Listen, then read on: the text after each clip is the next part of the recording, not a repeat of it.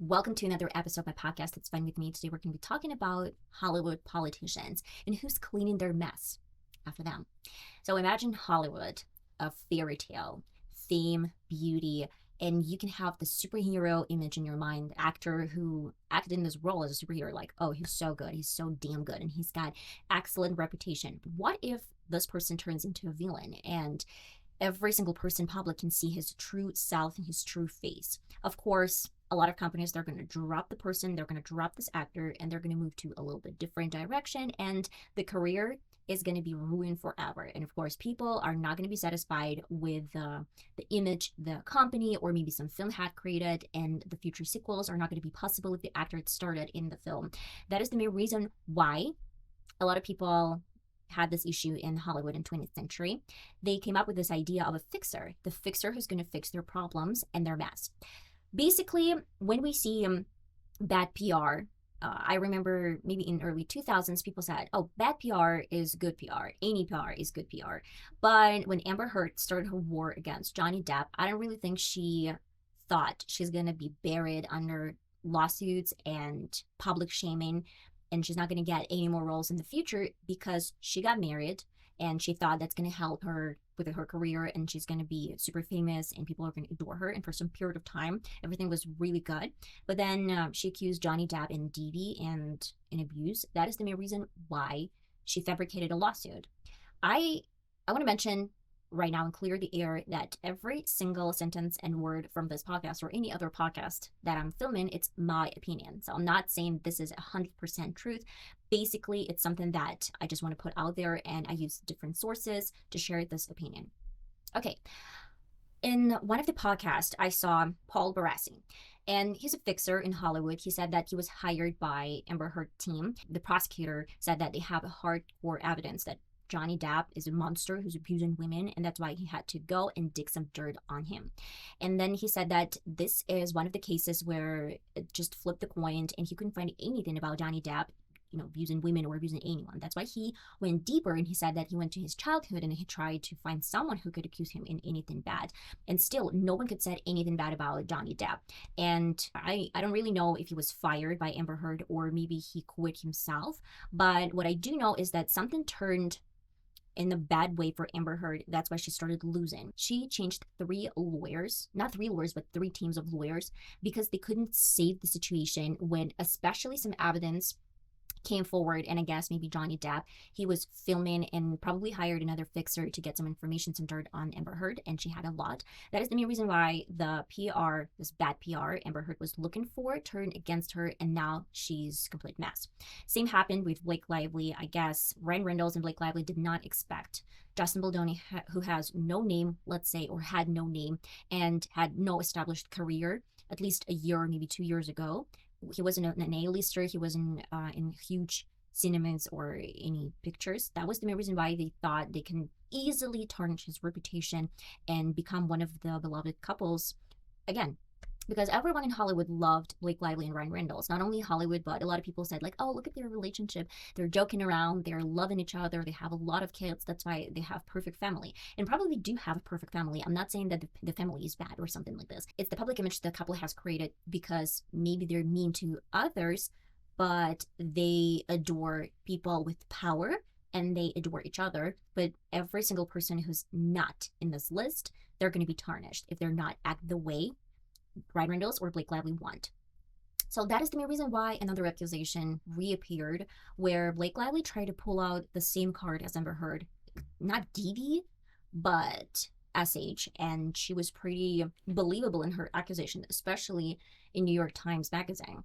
But later, Justin Baldoni, he published every single message. He published a lot of the footage where she tried to accuse him in something that he wasn't doing to her. And people realize that Blake Lively is lying and her fixers are not working. So let's talk about fixers. When a company or, I don't know, a celebrity, most of the time celebrity, because they're depending on their image, they're facing some mess such as Blake Lively or Amber Heard or any other celebrities. We're going to discuss them later. 20th century Hollywood actress. So they try to find someone who's going to fix their problem. Sometimes these fixers, they're using legal or illegal tools to prevent any leakage in the public, and that's going to ruin their image. I don't really think that Blake Lively's fixers are working bad, but sometimes you just can't make someone look good if the person consistently are ruining their image for themselves. It's really, really hard. The funniest part is that fixers, when they see that it's not working, they can even drop their client and they can work against this client, because honestly, they're not favoring anyone. They're just working as a benefit, and they're earning money. That is the reason why they don't really care if they throw this person under the bus, if they're gonna work for him any longer, or maybe they're gonna work against this person. A lot of fixers in Hollywood of 20th century, they had pretty significant background. They were in police departments, they were in FBI sometimes, they were detectives, they were in politic field. Sometimes they had connections in FBI, in CIA, and in government. That was the main reason why they could fix a lot of things. And as I mentioned earlier, not only celebrities sometimes needed fixers, but presidents and leaders, as well as Kennedy, who wanted to keep the affair with Marilyn Monroe in secret. They hired a fixer, kind of manager, to prevent this from the public eye. But Marilyn Monroe singing to Mr. President happy birthday, I mean, people knew that. From that moment, people knew they had an affair. If they had gossip before, now they knew. And that's why Marilyn Monroe had become a huge problem, and a lot of people said that she was killed in her own bathroom and it wasn't a suicide. But I didn't really know about that. Let's talk about fixers in the 20th century. For example, there was a fixer, Annie Mannix, and he came up with a brilliant idea. When Loretta Young, she was starring in a film with Clark Gable. It was called Call of the Wild, which is pretty, like, it speaks volumes. Call of the Wild. She was not married, she was Catholic, and she had an affair with a man who had a wife, and she got pregnant. Of course, she could have done an abortion, which was super popular among celebrities and actors in the 20th century, and a lot of fixers, they try to make sure that no one knows about these abortions. That's why it was super, super private. And even if these celebrities wanted to keep a baby, most of the time they couldn't, because it's going to ruin their image, or they're going to have to face some contract issues. And of course, companies and studios, they didn't want the actress to have a baby because she's not going to be able to continue her job in a movie or anywhere else. That is the main reason why Loretta Young, she didn't want to have an abortion, and she was, again, super Catholic, but in a way that she got pregnant. That is the main reason why they came up with a plan that she's going to go on a vacation, and then when she comes back, she's not going to be with a baby. And a lot of people, they got suspicious because she was gone for like 3 or 4 months, even more. And they even orchestrated an interview where she was lying in her bed like she got sick, and she was surrounded with lots of pillows. That is the main reason why people couldn't tell if she had a belly or if she didn't. That was really weird for the 20th century to keep a baby and keep it super private. In a couple of months, she came back to church, or I don't know where the adoption center was. She adopted her own daughter, and she said that she just was very happy with the baby that she adopted. But later, when a daughter was, becoming a beautiful adult woman, she realized that she was very much like her own mother, Loretta Young, and her dad, Clark Gable. And again, people got suspicious, and they had their own doubts that their daughter was their real daughter, and she confronted her mother, but mom told the secret only when Clark Gable died. A few years later, she shared the secret with her daughter that, yeah, you are my daughter and he is your dad. So basically, fixers, they wanted the publicity not to know something about the private life of celebrities. They could show you something that they wanted you to see, but nothing more. And try to guess, Sean Diddy, he was going away with all the crimes for a long period of time, and no one was suspicious. Everyone loved Diddy, everyone loved his parties, and no one really cared about Britney Spears' case that he was actually partnering with Kardashians to get Britney Spears down. And all of it is rumors, but Britney Spears mentioned once that Sean Diddy was involved in her case. That was the main reason why, I guess, fixers, they worked for him. He could kill people, he could use drugs, he could use prostitutes, and so much more to it. And he knew that there are going to be people pretty influential in some government structure and some fixers, they're going to fix it for him. That's why, I guess, for such a long period of time, no one really cared. But maybe he crossed a line, or maybe something really happened disturbing when the camera showed that he was abusing Cassie, if I'm mistaken, his girlfriend. And at first he said, no, it didn't really happen. And then when the footage from a hotel camera came out on CNN, yeah, the whole process started and he couldn't deny it any longer. That is the main reason why I'm telling you guys, if a fixer trying to get you out of some mess, maybe in some period of time he's going to turn away and he's going to find some dirt on you. And there probably were some people that hired the same fixer that helped Didi and then worked against Didi. I'm going to give you a little bit different example of another fixer who was imprisoned, I guess in 2008. His name is Anthony Pellicano. He came to United States with his parents from Italy, Sicilia, if I'm mistaken, and he wasn't a part of mafia, but had a pretty significant background. And a lot of celebrities were hiring Anthony because he was providing service for celebrities to become clean and get out of mess. When he was interviewed, when he got out of jail, he was interviewed by Fox journalist and Carlson, if I'm mistaken. He's Carlson. And when he was interviewed by the journalist, he said, at first I tried to be respectful and I tried to use some reasoning sentences, but when people didn't want to comply or didn't want to work with him, he tried to threaten them. It is interesting to mention that most of the time when he was working with women, it wasn't such thing as Me Too movement. And when he was working with women, he knew this women started an affair with the celebrity because they wanted to have a piece of a celebrity and they were huge fans of them, or they just wanted money from a celebrity and they knew that they're gonna become pregnant with a baby, or maybe they're gonna have a future affair, or they're gonna marry this person, or they want to at least get some money from this person. And they were trying to get an SH accusation against these celebrities. It's interesting to say, guys, but most of the time you would ask, but how did these fixers find some information about these women, and how did celebrities find some information about these women? Because most of the time women, they were contacting celebrities or their managers and threatening that they're going to expose the secret that they had an affair, or they're going to accuse them in SH, and if they're not going to pay them, so they are going to probably become public. That is the main reason why fixers, they knew about the situation. It just, if they had an affair and the woman forgot about this affair, or man forgot about this affair, and celebrity didn't really care about that, of course no one would hire a fixer. So before getting public, they would blackmail a celebrity to make sure that they're going to pay some money. That's why they hire fixers. And most of the time they offer some money, they offer some solution, but if it doesn't work, then they go to a blackmailing mode. But Anthony Pellicano, he even threatened people with it wasn't a real weapon, but he tried to show it as a real weapon so people would be afraid of him. And FBI one day, they got suspicious and they pressed charges and he got behind the bars. And 15 years later, he went on this interview and talked about his, experience with different celebrities and being a fixer. It's interesting to mention, guys, but you know that a lot of billionaires or a lot of rich people, they have kids, spoiled brats, who can drive cars and, it's going to be a hit and run, or they're going to just drive the way they want to drive without any, like maybe Lindsay Lohan. She's not a daughter of a billionaire, but when she was drunk and driving drunk, that is the main reason why most of the time fixers, you can see this over news that, this kid, he was under under substances, or he was drunk, and later in a week or so you have no news about this kid. You have no news about what was the repercussions of these actions. And it's interesting to mention that most of the time they're just gonna do something with lawns, or maybe water some plants, and they're gonna be free. For a normal person, they're going to press charges. He's going to probably go behind the bars. And with the kids of a billionaire, of course, they're not going to let their kids to go behind bars. That is the main reason why they hire fixers as well. And even if it gets in the news, it's just going to be suppressed pretty soon, and the public is going to forget about that.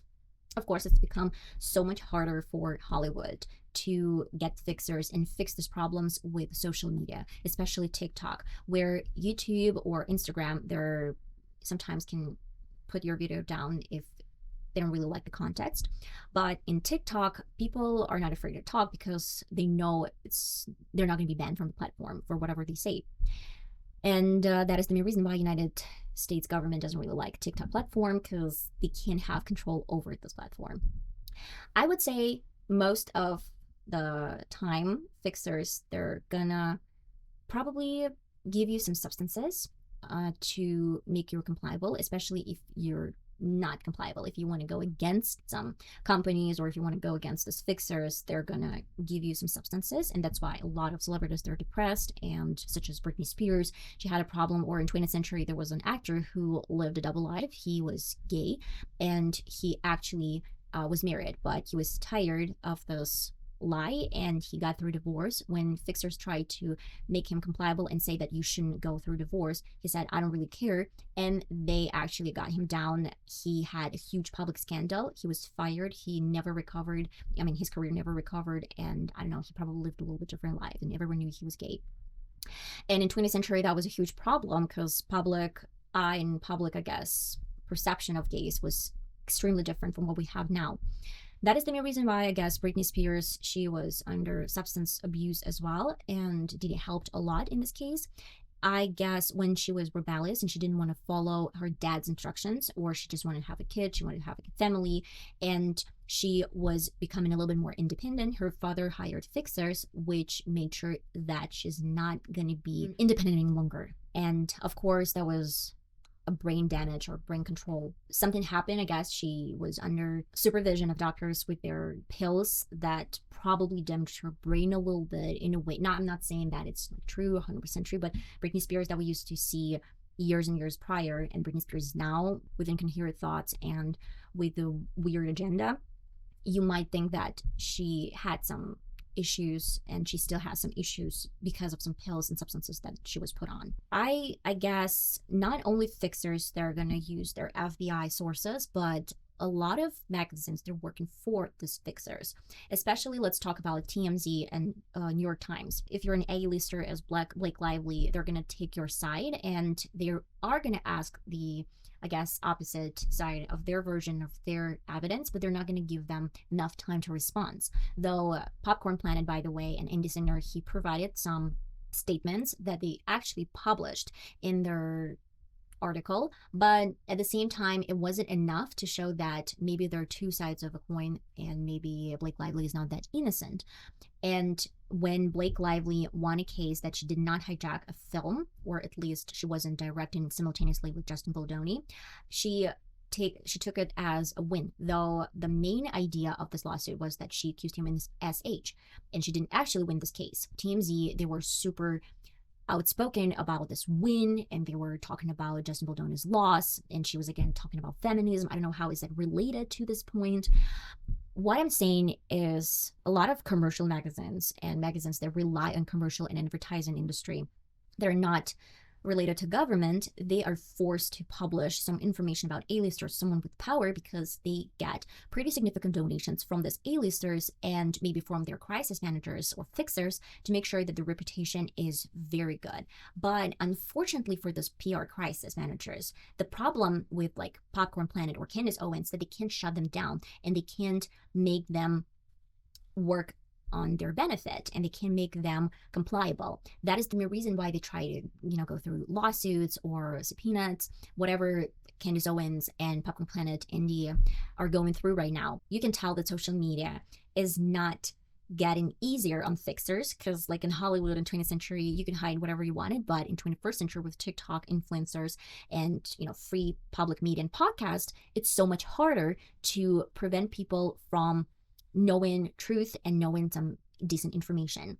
That's why they're going to a little bit different, like they're an extra mile, and they're hiring a lot of companies with bots, robots, but bots basically. And these bots, they're leaving comments on their section. So whenever you see, for example, Vogue, I don't really know about Vogue magazine, but if you hire a company, they're going to leave this comments under every single section, and you can tell that it's just going to be like Blake Lively, and they're going to be only positive and good comments, and most of the time they're going to be filtered, and they're going to be positive comments on top and negative comments on the bottom. So we have to filter them. And these comments, they're coming from bots because they need this reputation to be back. And that is the main reason how they are going to get this public image again. It's like people are going to read, yeah, I still love Blake Lively and I still support her. And like, yeah, if someone supports her, then I'm going to support her again. I don't really think it's going to work because people can still identify that's a bot. And too much positive comments under a section about Blake Lively, knowing the history with Justin Baldoni is just, it's not reliable, and you can't believe this information any longer. But let me know, guys, what do you think? Is it orchestrated? I mean, Hollywood, is it orchestrated? Or you believe that fixers are not going to solve this issue any longer with TikTok era and with, I guess, social media era? I really want to know your opinion. If you want to share your thoughts, let me know through my mail. It's going to be That's Fine With Me podcast, gmail.com. And I'm going to read your comments. I am going to read your letters, some information. You're going to be, again, 100% anonymous. And we're just going to discuss it in my podcast. I love you all, guys, so much. And I'm going to see you in my next podcast video. Bye-bye.